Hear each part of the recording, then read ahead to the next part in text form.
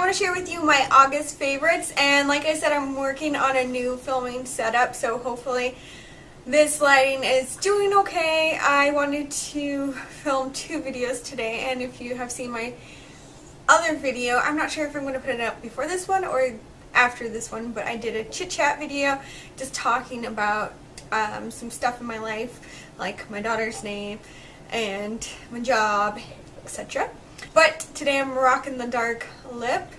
I have been trying to pull out my dark vampy lips a little bit more, and to be honest, I don't really wear dark vampy lips that much outside of the house. I mean, who does unless they're uber confident? But I have been liking this black cherry color again. This is a Revlon Cream Lustrous formula, so there are some pros and there are some cons to this lipstick, but I thought it was a really gorgeous color for fall. I love it because it's more of a berry dark purple shade, but it's close enough to black that it looks super vampy and mysterious. One bad thing about creamy formulas, obviously, even though they feel amazing on your lips because they're super moisturizing and they sit really nicely on your lips, is sometimes they sit a little too nicely on your lips, if you know what I mean.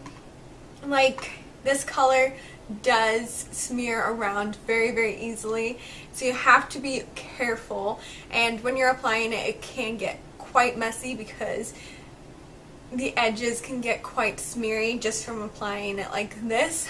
I did it today, just applied it straight from the tube, and thankfully it's not too messy, but the other day I did it and it was just a complete hot mess, and I had to use a lip pencil brush and it still was a complete hot mess. But that's one bad thing about a creamy formula. So I would recommend a liquid lipstick formula or a matte formula for these dark lips, but I don't really have any, or if I do, I've just still been leaning towards this lipstick just to get me back into wearing lipstick because it's more of a creamy formula, and truthfully I haven't been wearing makeup that much, but I'm starting to feel the makeup mood again.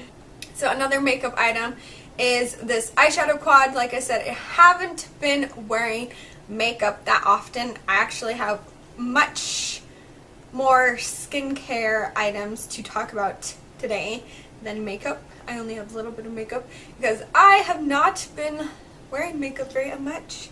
I've just been lazy bones because I've been working so often, and I'm sorry, I don't always want to look 100% at work. Like, I know that sounds bad and you should try your best to look amazing at work, and I do dress nicely, don't get me wrong. It's not like I'm a total pig. But sometimes I just don't want to bother to look like a supermodel as I walk through the door. I don't know. Does that even make sense? I'm not sure, but anyway, so when I have been feeling my best, when I haven't been feeling super tired, I've been reaching for this Clinique All About Shadow Quad, which has 4 shadows in it, and I've just been reaching for this because it's easy to pull out, it's easy to just have in my drawer right in front of me and reach for it super quickly and easily. And this color is amazing. It's French vanilla and it's a Stay Matte formula, and I really like it, obviously, for inner corners, underneath the brows, wherever you might need a little extra highlight. This shade I actually have all over my eyes today, and I don't know if you can really see it in the lighting. Hopefully you can. But even though I do think it's more of a summery, corally color, the color is called Peach Pop. It's a soft shimmer, so I guess it's supposed to be a peach, but it looks more coral to me. Even though I do think it's more of a summery color, I think you can transition. It's a nice transition color from summer to fall. So right about now, when it's still technically not fall, even though some people are getting all excited, it's technically not fall until, is it the 21st of September, I think? Something like that. So it's a nice transition shade, and I feel like it's still kind of like vampy because it's more of a pinky, reddy color on my eyes. So it's more of, you know, a bolder color, but it's still subtle. So I really love it. Then I have this in the outer corner, but I only have the tiniest bit. The other day I was wearing this all over my eyes instead of the peach shade. I was wearing this bronzy shade, which is At Dusk, which is a super shimmer shade. And I just love it. Again, I love bronzy coppers. It's amazing, and all of these are super pigmented.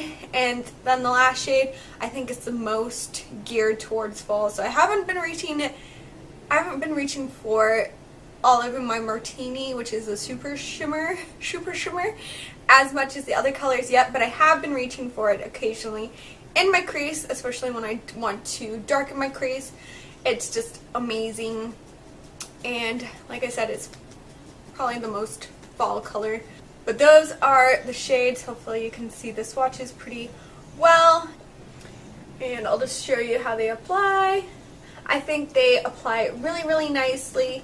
They're super duper pigmented. Like I said, I have far more skincare items to talk about than makeup items. And first of all is this Freeman Feeling Beautiful Sweet Tea and Lemon Peel Away Clay Mask. Why did I say that so weird? Clay mask. And it's for normal to combo skin. And it's supposed to pull I'm getting so tongue-tied. And it's supposed to pull pore clogging grime out of your skin. It does smell quite lemony fresh, like it does have that sweet tea lemon scent. So I can understand it not being the most appealing scent to everyone, but I personally don't mind it, and I have such fun with these masks because I love just putting on the mask and sitting there and feeling like I'm pampering myself and then getting to rip it off. Like, I am super creepy. Like, I just love I love the sensation of peel off mask because it just gives me like this thrill to think about pulling all the grime out of my pores. And this one's super inexpensive. It's $3 or $4. It's got no parabens, which is nice, and it's supposed to tone your skin. So I do this and I leave it on and then I go ahead and peel it off, and like I said, I have such fun peeling it off that I even bugged my husband, and I was like, you have to let me do it to you, please. I can see your pores. I must do it. And I kept on bugging him, and my husband is pretty sweet, and he didn't want me to do it to him, but eventually he was just like, okay, do it to me. And so I peeled it off of him, and I had it. I'm just like such a girl. Like, I think most girls have fun with peel off masks. Are you guys the same as me? Like, do you guys get a thrill out of doing face masks, especially like peel off masks? Or am I weird? But yeah, I had so much fun, and thank you to my husband Cameron for actually letting me do that. And then I love these pore strips as well, which are the same kind of idea. You put them on and then you peel them off, but these are a limited edition. These ones are cheetah print, giraffe print, and zebra print, which is super cute. And I also did this to my husband one day, and these are dermatologist tested and hypoallergenic and oil free. And obviously you don't want to do these too much because your skin is actually going to just produce more oil clogging problems if you do it too much. But if you do it occasionally, I only do it about probably once every month or something like that. I don't do it very often, but again, I love to rip it off and look at it and see if I have gotten any dirt or grime out of it. And mine are actually not that bad. Like, I never have that many pores and stuff.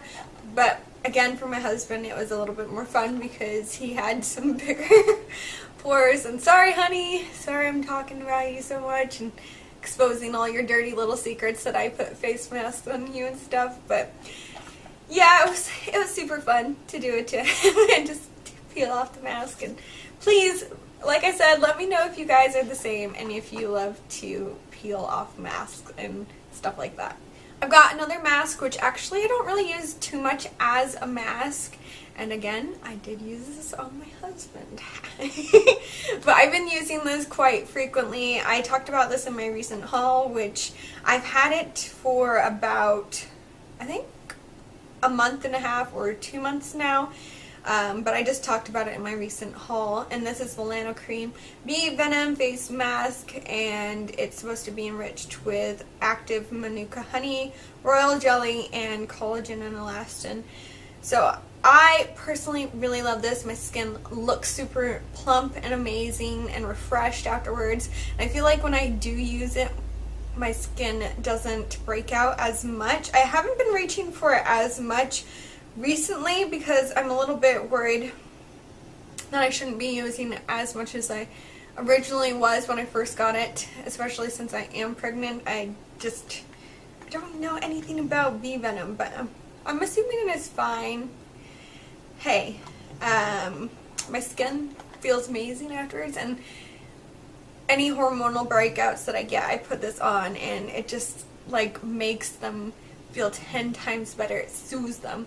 So the funny thing about this mask is that it does sting your skin though. So if you don't like stinging masks, this one's not so much for you. Like I said, I did use it on my husband and it did sting him. And he said he hated the sensation, and he left it on for about, I think, 8 minutes or something, but he didn't end up liking it, so he washed it off. And like I said, you could use this as a mask. You could leave it on for about 10-15 minutes like a proper mask, or you can leave it on and use it as a night cream, which is what it says on the back, to tighten and rejuvenate your skin while you sleep, which is more so what I do. I just leave it on as long as possible and use it more as a moisturizer. But again, I don't use it every day. When I first got it, I was using it probably about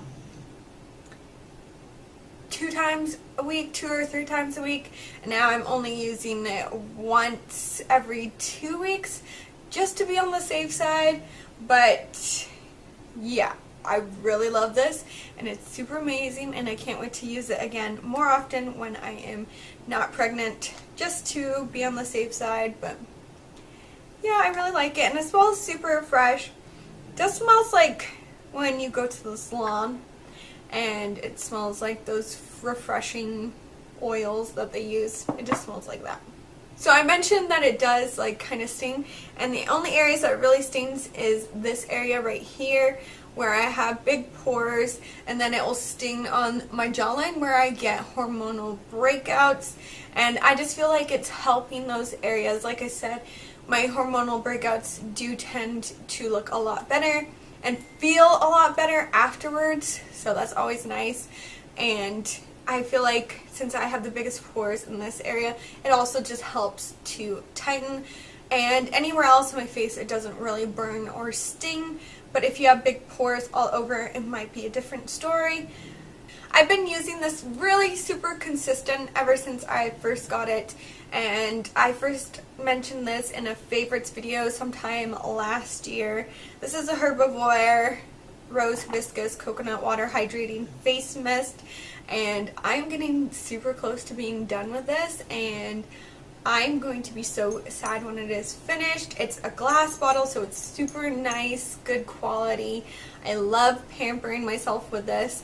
It's refreshing. You spritz it on your skin after you have a shower, or if you have really dehydrated skin, you can go ahead and spritz this on your face whenever you need an extra boost of hydration.